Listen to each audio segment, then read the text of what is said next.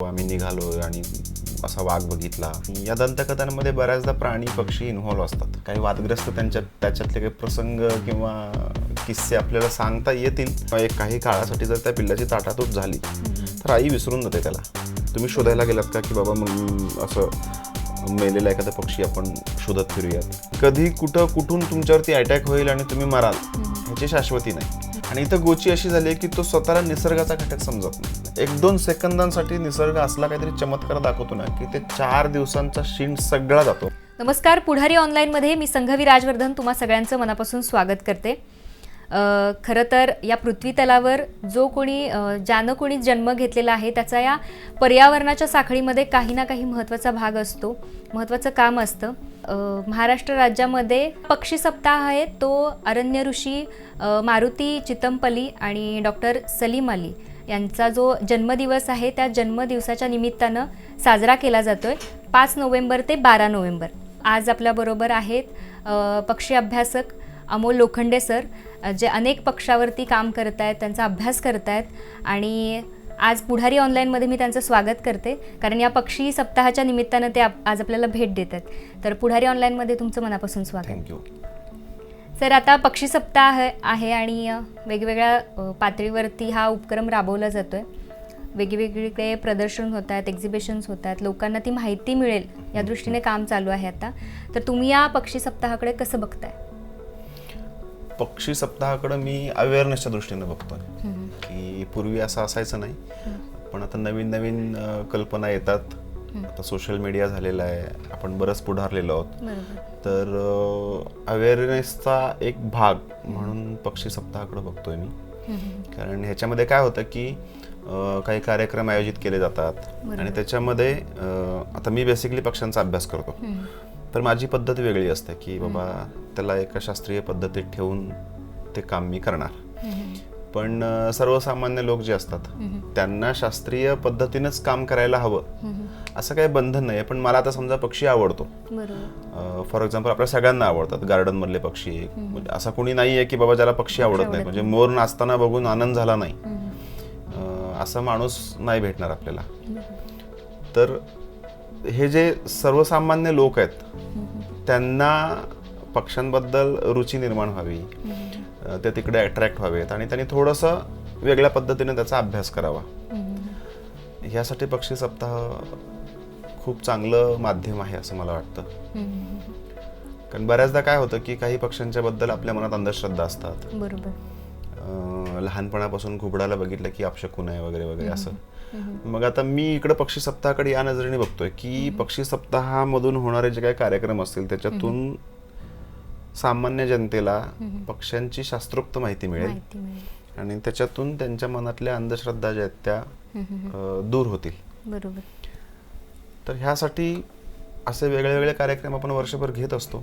शासन घेतं, जागतिक स्तरावरती वेगवेगळे दिवस असतात. आता त्यातला हा एक नवीन प्रकार सुरू झालाय जो चितमपल्ली सरांच्या जन्मदिनापासून ते सलीम अली सरांच्या जन्मदिनापर्यंत.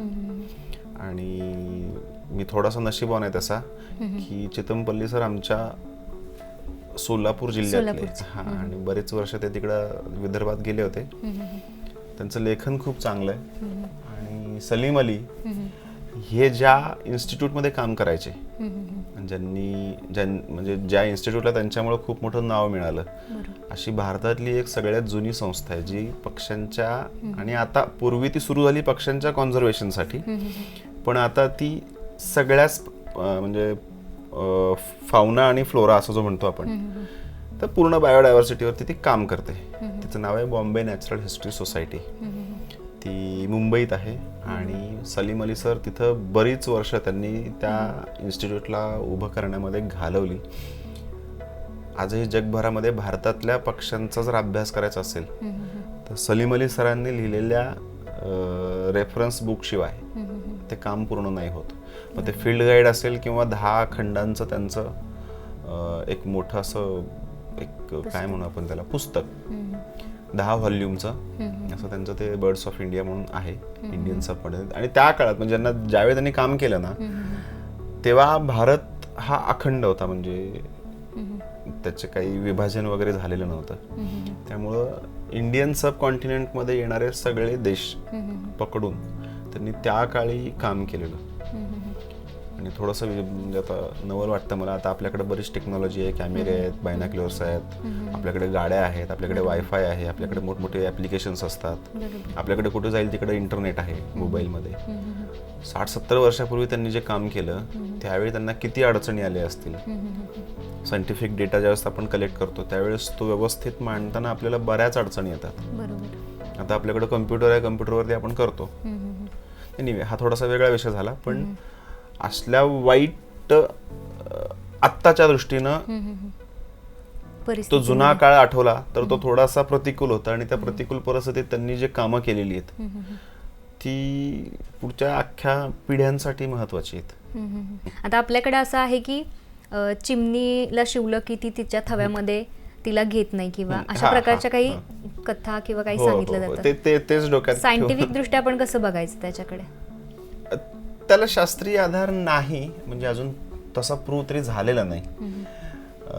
पण जनरली काय होतं की एक ऑब्झर्वेशन असं आहे की माणूस सोडला तर जेवढे काही प्राणी आहेत किंवा पक्षी आहेत त्यांच्यामध्ये आहार, भय, निद्रा, मैथुन असे 4 प्रकार म्हणतो आपण. की भूक, निद्रा, झोपायचंय, भय, भीती, आणि मैथुन म्हणजे रिप्रोडक्शन, की पुढच्या पिढीला जन्म द्यायचा आहे. ह्या 4च बेसिक गरजा प्राण्यांमध्ये, 4च बेसिक इन्स्टिंक्ट प्राण्यांमध्ये असतात. माणसामध्ये जरा खूप सारे वाढलेले, गाडी, बंगला वगैरे असं बरंच काही काही वाढलेलं आहे. मग होतं काय की ती प्रोसेस इतकी फास्ट करावी लागते, लिमिटेड आयुष्य असतं. फॉर एक्झाम्पल चिमणीचं आयुष्य तुम्ही घेतलं, समजा एक 4 वर्ष 5 वर्षाचं आयुष्य आहे, 6 वर्षाचं आयुष्य आहे, तेवढ्यात तिला पटपट पटपट पटपट मोठं व्हायचं आहे, पटपट पिलांना जन्म घालायचा आहे. आणि डार्विननं उत्क्रांतीवादाचे जे सिद्धांत मांडलेत ना त्याच्यामध्ये ते फिटेस्ट फॉर सर्वायवल सांगितलं आहे किंवा नॅचरल सिलेक्शन सांगितलं आहे की निसर्ग त्यातले चांगले चांगले जे आहेत ते निवडत जातो. मग चांगला कसा निवडणार? तर जो तंदुरुस्त आहे तो चांगला, जो मरतुकडा आहे तो मरणार. त्याला वाचवायला कोणी येत नाही. माणसामध्ये तसं नाहीये. तर मग होतं काय की ह्यांच्या मागं ती प्रोसेस करण्याकडे जास्त कल असतो. मी मुद्दाम डिटेलमध्ये सांगतो तुम्हाला. चिमणीला हात लावला की तिला घेत नाहीत कुणी हात, असं जे म्हणतात ना, तर मे बी तसे काही ऑब्झर्वेशन्स पूर्वीच्या काळी, दंतकथा पण काही अशाच बनत नाही, काहीतरी थोडासा त्याला बेस असतो, तो वेगळ्या अर्थाने घेतला जातो. तर मग जनरली काय होतं की समजा आता एखादं पिल्लू पडलं घरट्यातून खाली, ते पिल्लू जोपर्यंत आई सोबत आहे, म्हणजे फार कमी वेळा असं होतं की आपलं पिल्लू ओळखलं जातं.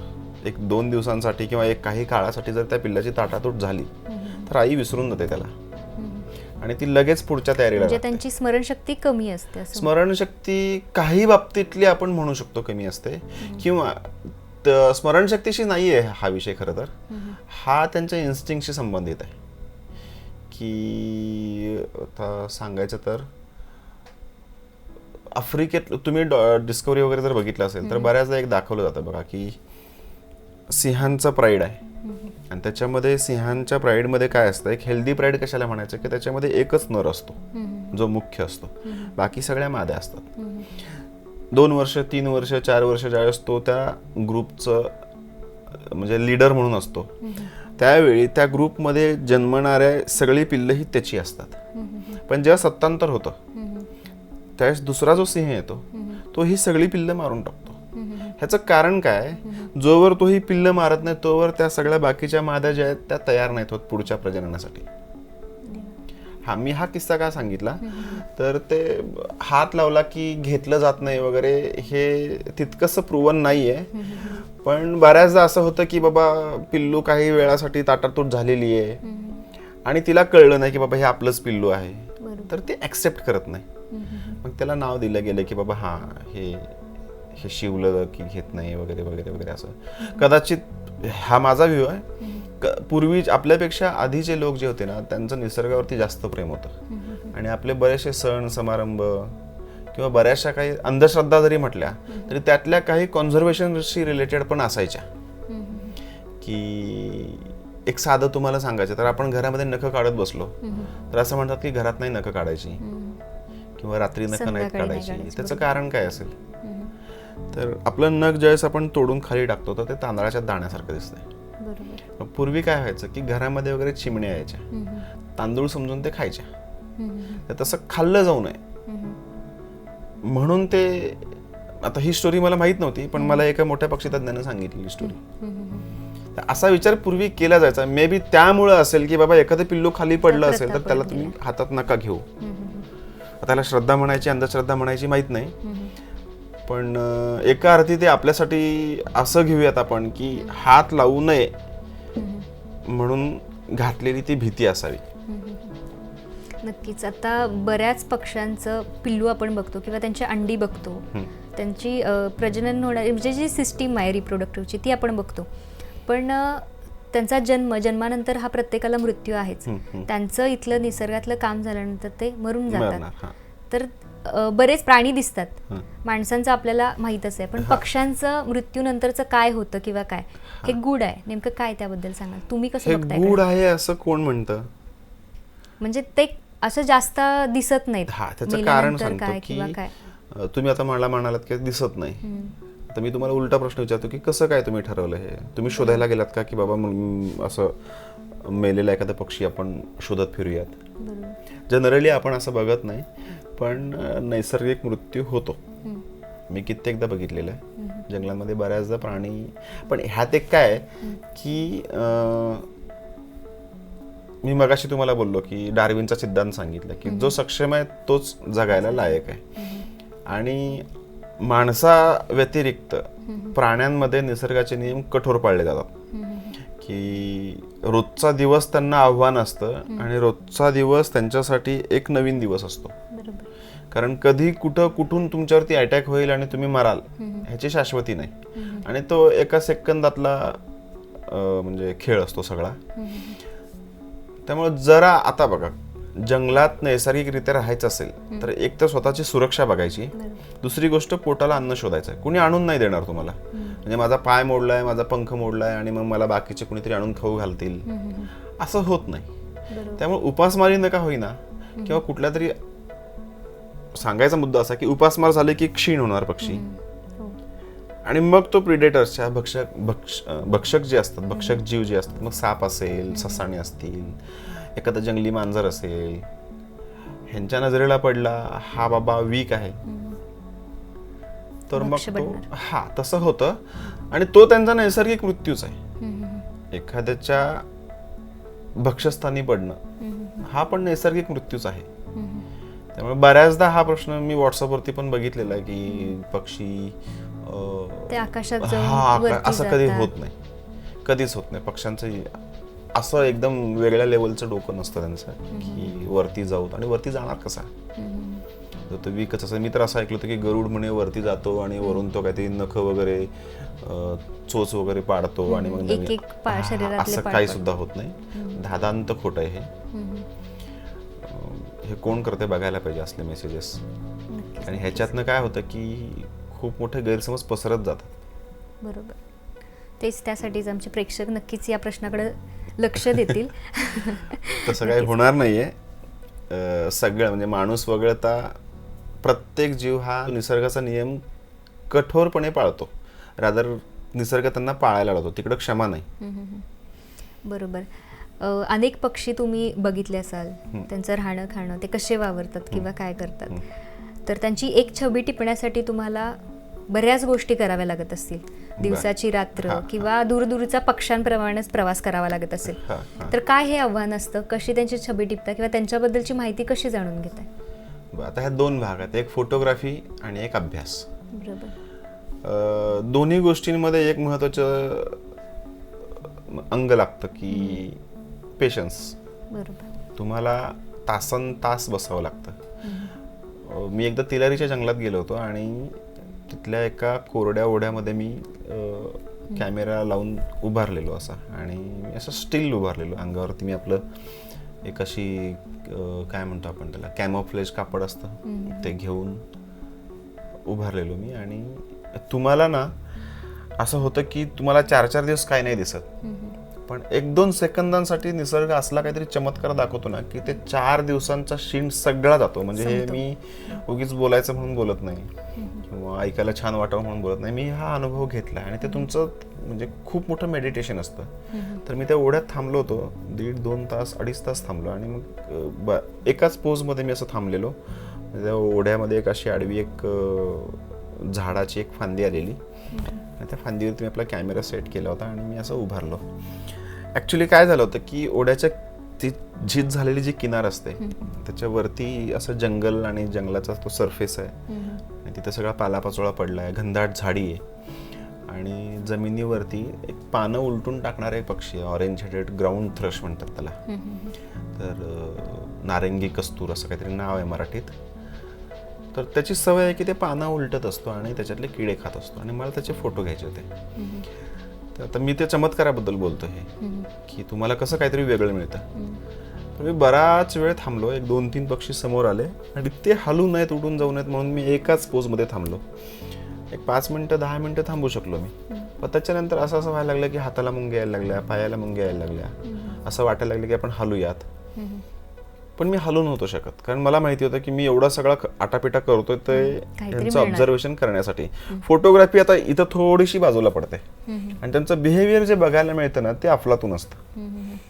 मग ते करता करता करता काय व्हायला लागलं की एक 15-20 मिनिटांनंतर माझ्या मुंग्या ज्या पायाला आलेल्या होत्या त्यांची जाणीव व्हायचं बंद झालं आणि असं फ्रीज झालो. हा आणि एक अर्ध्या-पाऊण तासानंतर असं झालं की मी बघतोय त्या एका पक्षाकडे आणि सहज माझं ओढ्यातल्या एका दगडाच्या तिथं खोबणीत लक्ष गेलं आणि तिथं गळा असा पूर्ण असा भडक ऑरेंज कलरचा, तांबड्या कलरचा असा आणि पाठीवरती असं निळसर डार्क काळसर निळसर असं एक छोटा चिमणीसारखा एक पक्षी.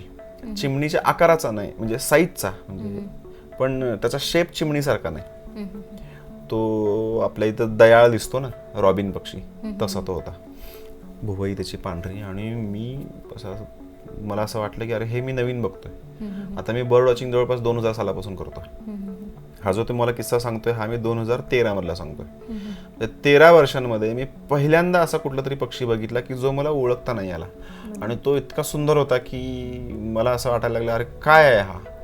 मी पटकन कॅमेरा त्याच्याकडे वळवला आणि 2-3 स्नॅप मारले. ऑब्व्हियसली ते सगळे रेकॉर्ड स्नॅप होते, ते काही चांगले मिळाले नाहीत फोटो, पण त्यांची आयडी करण्यासाठी, ओळख करण्यासाठी ते. मी आलो, पुस्तकात बघितलं तर तो होता इंडियन ब्लू रॉबिन. तर मी 2 तास जे तिथं थांबलो ना त्याचं सार्थक मला त्या पक्षाचा फोटो मिळाल्यानंतर. फोटो म्हणजे तो फोटो माझ्यासाठी फोटो चांगला नव्हता, दर्जा त्याचा चांगला नाहीये, पण मी आयुष्यात हा पक्षी पहिल्यांदा बघितला. आमच्या म्हणजे बर्ड वॉचिंग मध्ये एक लायफर नावाची एक टर्म असते. लायफर म्हणजे काय की हा पक्षी मी आयुष्यात पहिल्यांदा बघितला, तर माझ्यासाठी लायफर तो होता. तर एक इतकं वेगळं मेडिटेशन होतं ना. हे झालं फोटोग्राफीचं. अभ्यासाच्या बाबतीत काय होतं की अभ्यास करताना तुम्हाला त्यांचं वर्तन बघावं लागतं आणि हे वर्तन तुम्हाला सेकंदाचं बघावं लागतं. कंटिन्युअस तुम्ही टायमर लावायचा आहे 5 मिनिटं 2 मिनिटं आणि त्या 2 मिनिटांमध्ये तुम्ही बायनॉक्युलर त्याच्यावरतीच ठेवायची आणि तो जे काही करतोय ते आपण बोलायचं. आपल्यासोबत एक डेटा एंट्री करणारा एक कोणीतरी एक आपला सहाय्यक असतो, असिस्टंट. त्याला आपण काही कोडवर्ड्स ठेवले असतात, फीडिंग, डान्सिंग, सिंगिंग किंवा वॉकिंग किंवा रेस्टिंग. तो जे काय करतो हे लिहून ठेवायचं. आता तुम्हाला सांगतो की हा पक्षी छान दिसतो म्हणणं वेगळं आणि पक्षी काय करतो ह्याचा अभ्यास करणं हे खूप वेगळं. आणि दोन्ही गोष्टींमध्ये तुमच्याकडे पेशन्स पाहिजेत आणि त्याच्यातून तुमचं मेडिटेशन होतं. नक्कीच सर. अजून एक प्रश्न असा की लहानपणी आपण जेव्हा म्हणजे मी शाळेत होते तेव्हा बघत होते की कावळा चिमणी दारात असायचे, म्हणजे भरगच्च असायचे आणि आम्ही तांदळाचे दाणे घेऊन बाहेर जायचो टाकायला त्यांना. पण आज ते प्रमाण खूप कमी आहे. मग याच्या मागे टॉवरचं रिझन सांगितलं जातं की टॉवरची संख्या वाढली त्यामुळे चिमण्यांची संख्या कमी झाली किंवा काय. तर याकडे तुम्ही कसं बघताय, म्हणजे कुठल्या कारणामुळे म्हणजे पक्ष्यांचं प्रमाण कमी झालंय? हे बऱ्याचदा विचारलं जातं आम्हाला किंवा बऱ्याचदा असं म्हणतात की बाबा मोबाईल टॉवर्स वाढले आणि त्याच्यामुळं त्यांच्यावरती परिणाम झाला. पवनचक्क्यांबद्दल पण बोलतात. अगदीच खोटं आहे असं नाही. रेडिएशनचा परिणाम होत असतो शरीरावरती, तसं प्राण्यांवरती पण होत असणार. पण मला असं वाटतं की हॅबिटॅट नावाची एक गोष्ट असते प्रत्येक प्राण्याची. तुम्ही जर गार्डनमधले पक्षी बघाल तर तुम्हाला प्रत्येक पक्षाचं स्ट्रक्चर वेगळं दिसेल, खाण्याची पद्धत वेगळी दिसेल.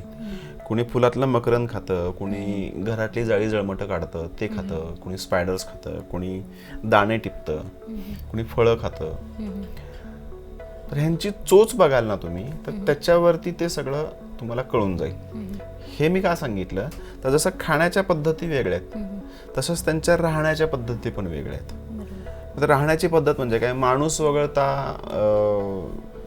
इतर कुठलाही पक्षी जो आहे तो घरटं राहण्यासाठी म्हणून वापरत नाही. घरटं तो अंडी आणि त्यांची पिलं मोठी होईपर्यंत त्यासाठी एक बाळंत घर म्हणून घरटं वापरतो. एरवी तो झाडावरती पानांच्या खाली वगैरे तो विश्रांती घेतो. तर मग प्रत्येकाची घरटं करण्याची पद्धत वेगळी. कावळ्याचं घरटं बघा, चिमणीचं घरटं बघा, आपला शिंपी नावाचा पक्षी असतो टेलर बर्ड की तो पानं अशी जोडतो, शिवतो त्यांना व्यवस्थित, त्याच्यात घरटं करतो.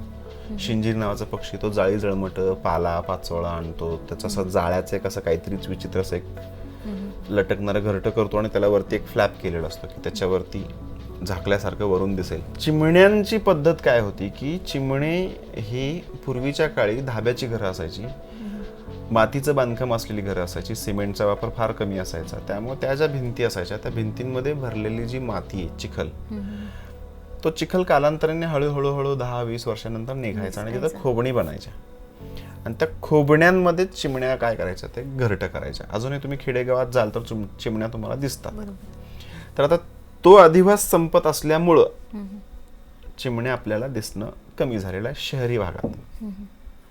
तर तसं हॅबिटॅट आपण त्यांना दिलं तशा प्रकारचं, कारण चिमणी कधी शिंजिरासारखं, मी मुद्दाम सांगतोय, शिंजीर किंवा शिंप्यासारखं 2 पानं जोडून घरटं नाही करणार किंवा विणकर पक्षासारखं चिमणी विणून ते बॉटल शेपड असं घरटं नाही करणार. तर तिचं इव्होल्युशन तसंच झालंय की ती दगडांच्या खोबणीत, भिंतींमध्ये, कौलांमध्ये अशा ठिकाणी ती घरटं करणार. तर तो प्रकार कमी झाल्यामुळं जिकडं ते करू शकतात तिकडं ते शिफ्ट झालेले आहेत. आणि ऑब्व्हियसली माणसाच्या ह्या गोष्टींमुळे हळूहळू आदिवास नष्ट व्हायला लागतात. माझ्या कामाच्या अभ्यासात म्हणजे माझं जो काम चालू आहे माझं ग्रासलँड बर्ड्सवरती, त्याच्यामध्ये हेच तर बघतो की अँथ्रोपोजेनिक ऍक्टिव्हिटी,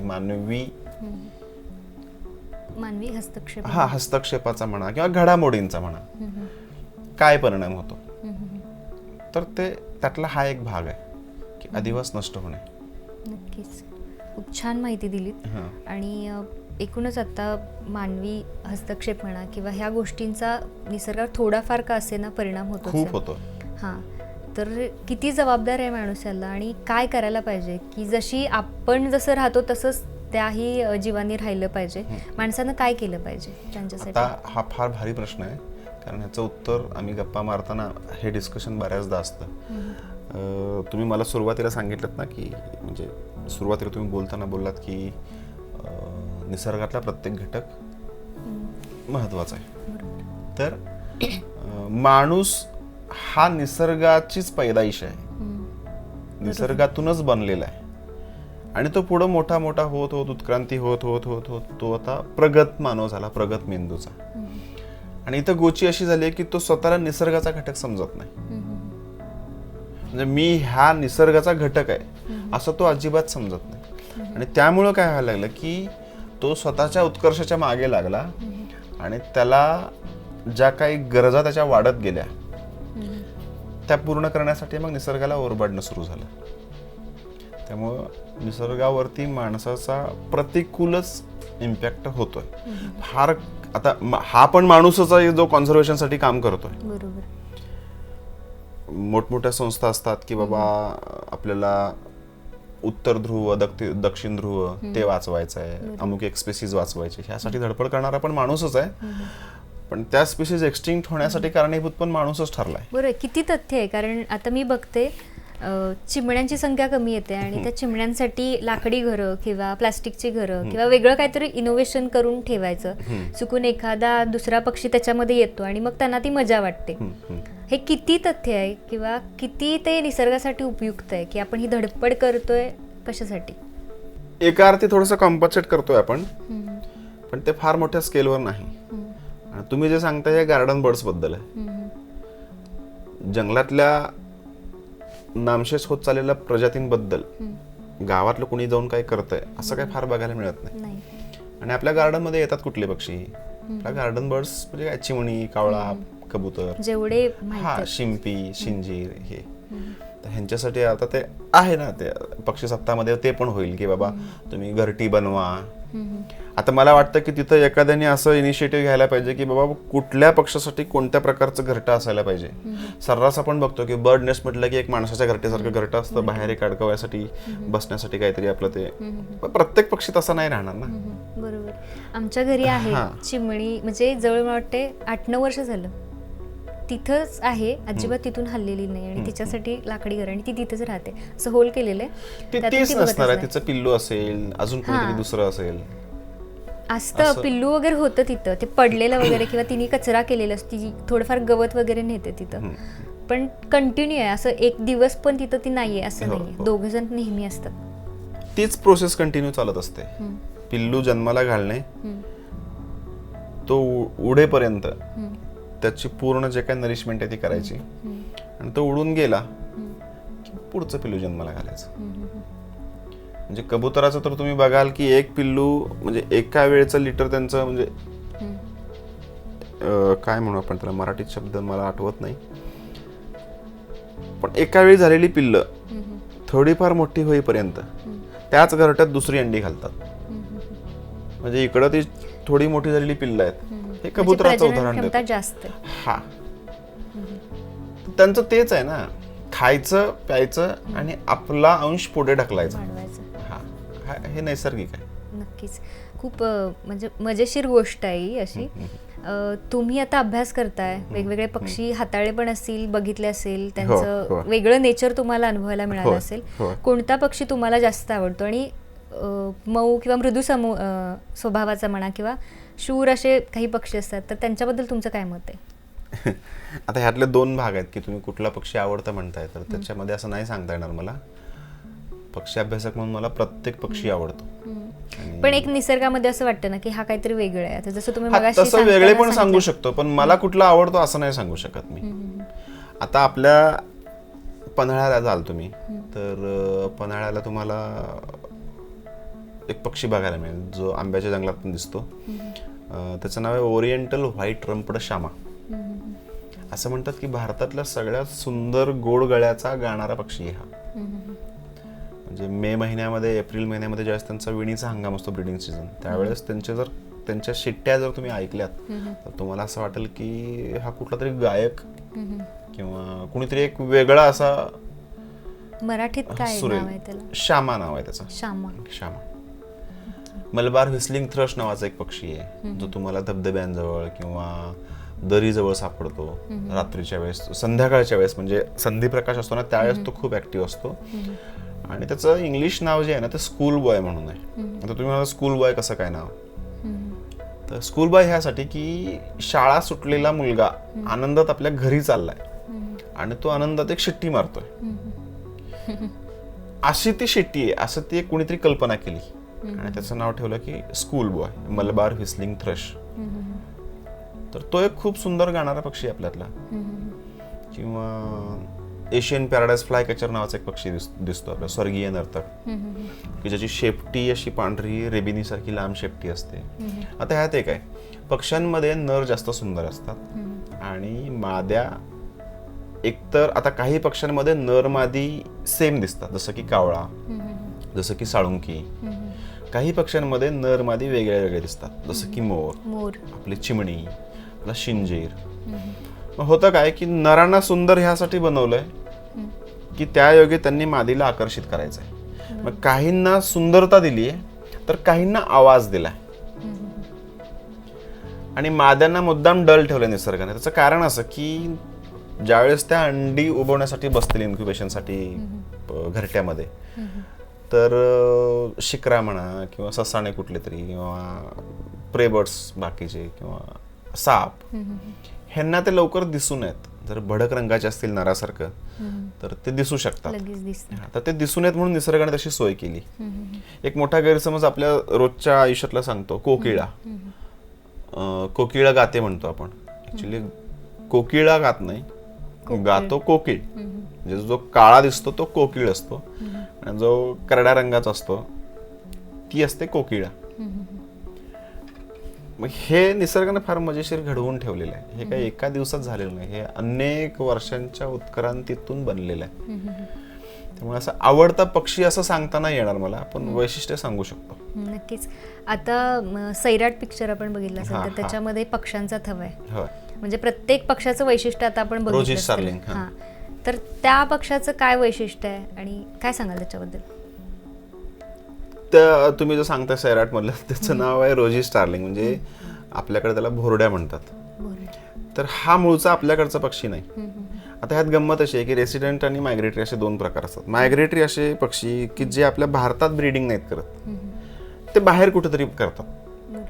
आणि एक सर्वसामान्य बघायला जाल ना तुम्ही तर दक्षिण आणि उत्तर गोलार्ध जो आहे हे असं मायग्रेशन चालतं.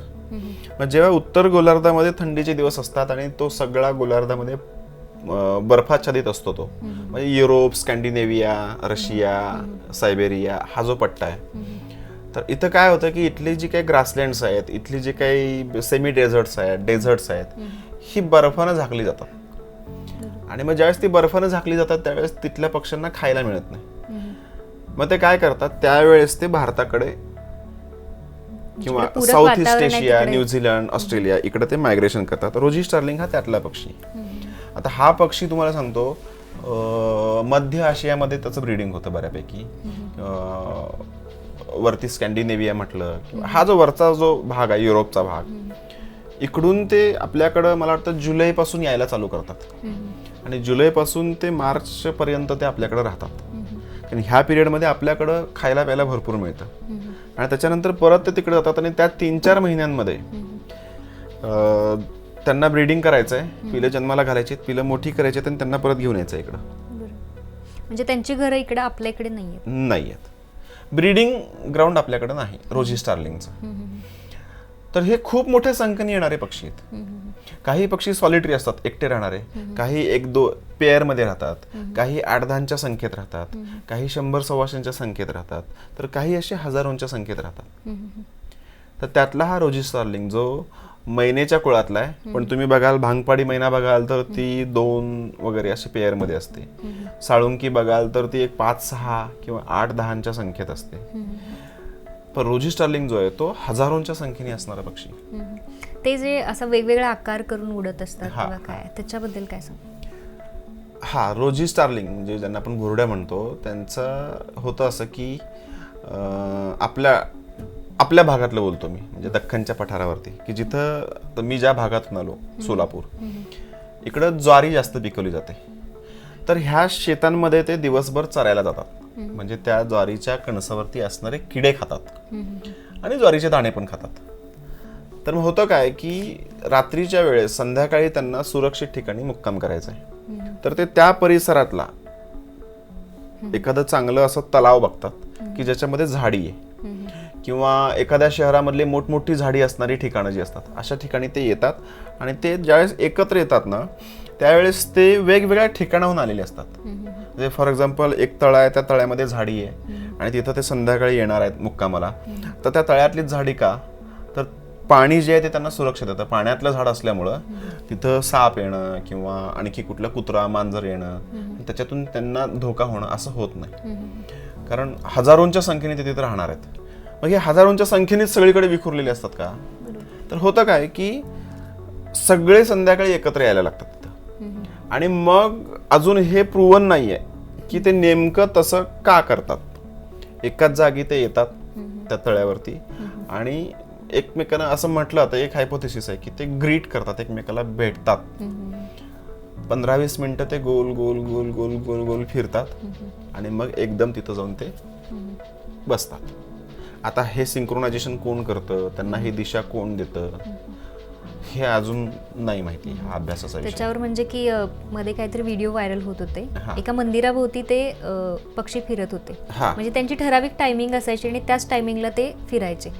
तर ते काहीतरी एक देवाशी काय म्हणतात वेगळं जोडला गेलेला बादरायण संबंध म्हणूया आपण त्याला. पण तसं काय नाही. मी इतकी वर्ष जातो ना बघायला, मला तर त्यांचं गणित कळलेलं आहे. मी 5:30ला तिथं पोचायचो. 5:30ला बरोबर छोट्या छोट्या संख्येने असे ते थवे यायला दिसणार मला, आणि 5:45ला 15 मिनिटामध्ये मला तिथं हजारो पक्षी फिरताना दिसायचे, आणि पुढची 15 मिनिटं त्यांचा एरियल डिस्प्ले व्हायचा. आता डिस्प्ले काय असतो, जनरली ते काय करतात, नुसतं गोल गोल फिरतात, पण अशा वेळेस त्यांच्यावरती अटॅक व्हायची शक्यता जास्त असते. कोणाची? प्रेबर्डची. मग प्रेबर्ड कुठले? तर ससाणा असतो, शिकरा असतो, एखादा हॅरियर असतो. तर ह्यांचा अटॅक झाला की त्याला, आता बघा ना तुम्ही, हजारोंच्या संख्येच्या भोरड्यांच्या त्या थव्यामध्ये एक केस्ट्रल गेलाय, केस्ट्रल नावाचा एक ससाणा आहे, किंवा एक पेरेग्रीन फाल्कन गेलाय. तर त्याला कन्फ्यूज करण्यासाठी सगळे त्याच्या भोवती असं वेगवेगळे आकार करतात आणि तो कन्फ्यूज होतो. पण निसर्गाने त्याला पण स्किल असं दिलंय की समोर किती जरी आले पक्षी तर त्याचं टार्गेट एकच ठरलेलं असतं, तर त्याला पकडतो आणि बाजूला होतो. तर ह्यात होतं असं की 10 वेळा ज्यावेळेस तो अटेम्प्ट करतो त्यावेळेस एखादा अटेम्प्ट त्याचा सक्सेसफुल होतो. तर त्याला हुसकवण्यासाठी सगळे एकत्र येऊन वेगळ्या वेगळ्या असे आकार करतात. त्याला मुरमुरेशन असं म्हणतात इंग्लिशमध्ये. तर ते तर ते पण आपल्यासाठी ते बघायला खूप छान आहे. छान वाटतं कारण तो एक वेगळा व्ह्यू असतो आणि प्रसन्न वाटतं त्यामुळे. नक्कीच. तुम्ही आता वेगवेगळ्या पक्ष्यांवर अभ्यास करताय, आता तुमची PhD सुद्धा चालू आहे, तर काय नेमकं त्याबद्दल काय सांगा? मी मगाशी बोललो तसं की मी सोलापूरचा, आणि सोलापूर जिल्हा हा आमचा मोस्टली दख्खनच्या पठारावरती येतो, आणि तिथं कोल्हापूर सारखं डोंगराळ भाग असा काही नाहीये. आमच्याकडे एकतर दुष्काळी भाग आहे तो, त्यामुळं मोठमोठी म्हणजे माळरान आहेत आमच्याकडे, आणि गवताळ प्रदेश आहेत. तर आमच्याकडे जे पक्षी सापडतात त्याच्यामध्ये गवताळ प्रदेशातले पक्षी जरा जास्त आहेत. गवताळ प्रदेशात सापडणाऱ्या पक्ष्यांच्या प्रजाती जास्त आहेत. आता मी माझ्या अभ्यासात नोंदवलेल्या पक्ष्यांची जी लिस्ट आहे ती संख्या 93ची. तर त्याच्यामध्ये जवळपास मला वाटतं एक 17-18 पक्षी जे आहेत ते फक्त गवताळ प्रदेशात दिसतात. माझ्या अभ्यासातलं बोलतोय मी, कदाचित जास्त पण असू शकतील, पण मी जेवढा अभ्यास केलाय, मी ज्या मेथड्स वापरल्या त्याच्यामध्ये मला जे भेटलं त्याच्यातून निघालेली लिस्ट सांगते की 17-18 पक्षी जे आहेत ते फक्त गवताळ प्रदेशात दिसतात. जसं की टिटवी, ती झाडावर नाही बसू शकत, किंवा इंडियन कोर्सर माळधाविक नावाचा पक्षी आहे तो झाडावर नाही बसू शकत. आमच्याकडे माळढोक नावाचा पक्षी आहे तो झाडावर नाही बसू शकत. किंवा लार्क्स म्हणतात, लार्क नावाचे जे काही पक्षी असतात 5-6 प्रजातीच्या लार्क आहेत त्या, की ज्यांना गवताळ प्रदेशच लागतो. तर मी त्या गवताळ प्रदेशातल्या पक्ष्यांचा विषय निवडला आणि तेवढेच पक्षी मी अभ्यासासाठी घेतले. वुडलँड म्हणजे झाडी असणारे प्रदेश, किंवा डोंगराळ प्रदेश, किंवा घनदाट झाडीचे प्रदेश, जंगलं, किंवा वॉटर बॉडीज जर तुम्ही घेतल्या, पाणवठे किंवा नद्या किंवा सरोवर, तलाव, अशा ठिकाणी सापडणारे पक्षी वेगळे आणि गवताळ प्रदेशातले वेगळे. तर माझ्या आवडीचा विषय गवताळ प्रदेश हा असल्यामुळे मी तो विषय घेऊन ते काम केलेलं आहे. नक्कीच. आता तसं तुम्ही सलीम सरांचं सांगितलं किंवा चित्तमपल्ली सरांचं सांगितलं, बराच असं आत्ताचा तरुणाई म्हणा किंवा लहान मुलं आपली म्हणा, तर ती मोबाईलच्या ह्याच्यामध्ये आहेत. इंटरनेट, मोबाईल, आत्ताच्या कोरोनाच्या पॅन्डेमिक काळामध्ये सुद्धा ती मोबाईलमध्ये, त्यांची शाळा सुद्धा ऑनलाईन आहे, मोबाईलमध्येच आहे. तर असंच त्यांनी निसर्गामध्ये यावं, किंवा ज्यांना खरंच उत्सुकता आहे याची किंवा अट्रॅक्शन आहे, तर ह्या इकडे वळण्यासाठी तुम्ही काय सजेशन द्याल त्या लोकांना? ह्याच्यात मुलांसाठी तर सजेशन आहे, पण त्याच्या आधी मी माझे पालकांसाठी सजेशन आहे. जर तुम्ही अपार्टमेंटमध्ये राहत असाल तर तुमच्या बाल्कनीमध्ये तुम्ही काही झाडं लावा. की आता शिंजीर पक्षी म्हणा, किंवा बुलबुल म्हणा, किंवा एखादा आपला वटवट्या, अशिप्रिनिया, किंवा आपला टेलर बर्ड, शिंपी, ह्या पक्ष्यांना छोटी झाडं पुरेशी आहेत. पक्षीच कशाला, तर फुलपाखरं येण्यासाठी पण काही झाडं असतात.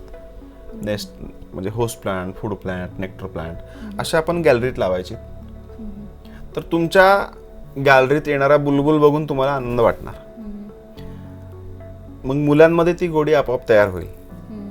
तुम्हाला वेगळं आणून नेस्ट लावायची गरज नाही, त्याला तुम्ही अधिवास द्या, तो ऑटोमॅटिकली तिथं येईल.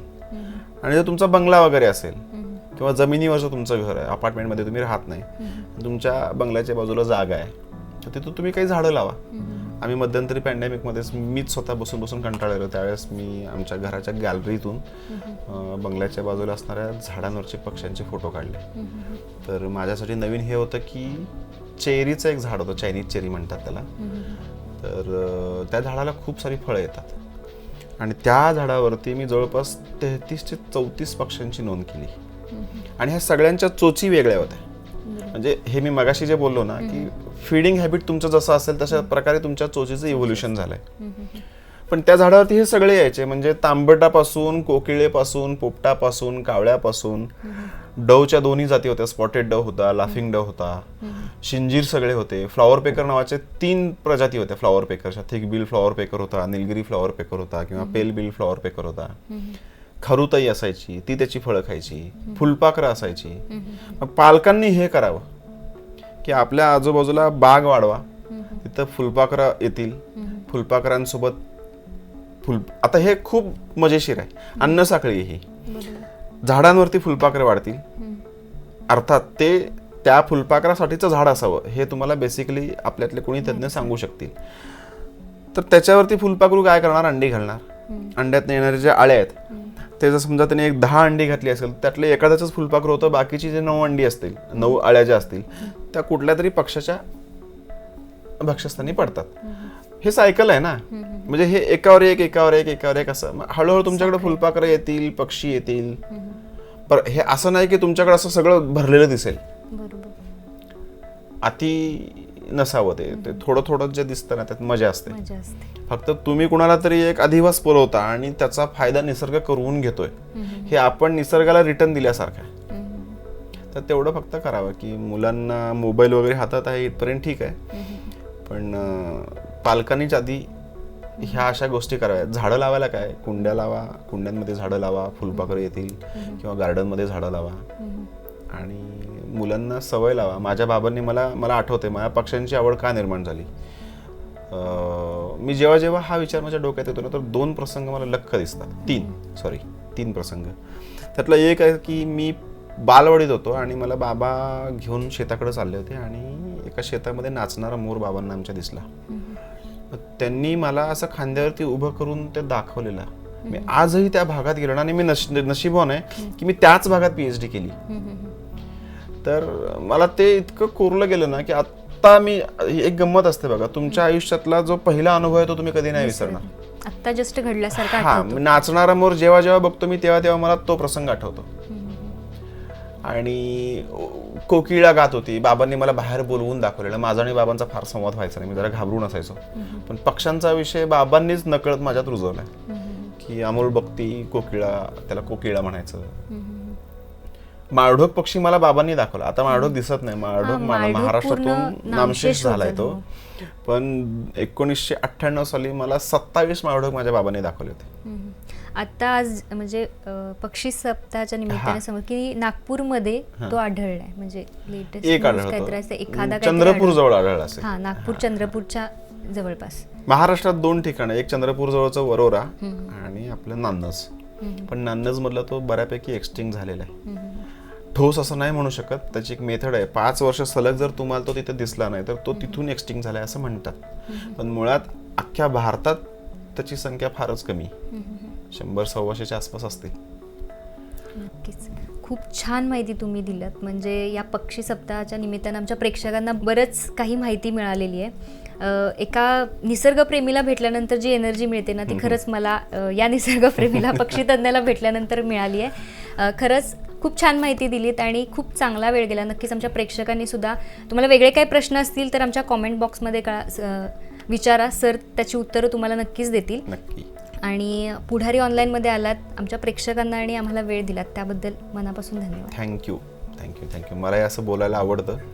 फार कमी वेळा संधी मिळते, त्यामुळं ह्याचा चांगला उपयोग होईल असं मला वाटतं. नक्कीच.